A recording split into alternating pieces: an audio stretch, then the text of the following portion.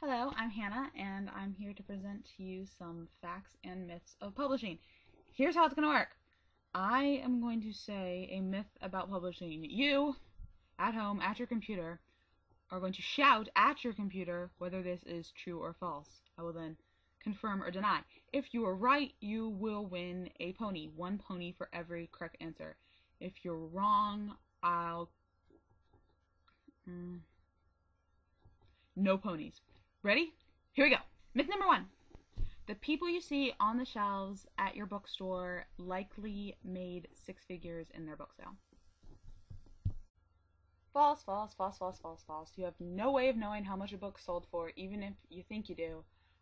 Even if a book's being talked about a lot, it might have sold for a tiny advance. Even if you've never heard of it, the publisher might be losing a lot of money because they churned out a huge advance. You have no way of knowing. Books that don't sell for very much are definitely on your shelves. In fact, most writers, as you probably know, don't sell for that much money. Okay, next myth. All published writers have egos. True or false?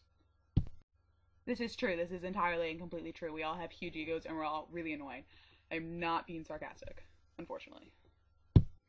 True or false? If you are published, people will recognize you on the street and maul you and ask for your autograph. This is mostly false. I've only ever been asked for an autograph by one person that I didn't know. This was at Brown. I was coming home from a party.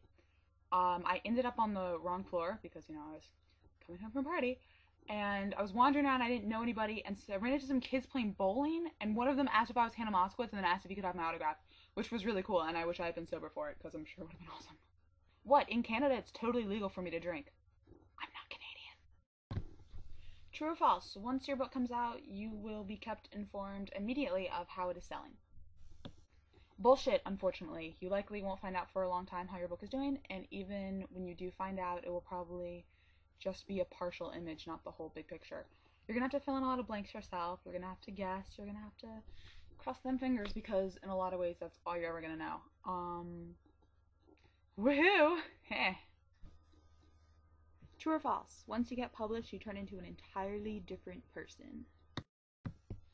Okay, hopefully you all know that this one is false, especially if you read my blog. I talk a lot about how I'm just still an unpublished author with a book deal. Essentially, I still feel nervous. I still wonder what the fuck I'm doing. I still think I'm not good enough. Those insecurities don't go away.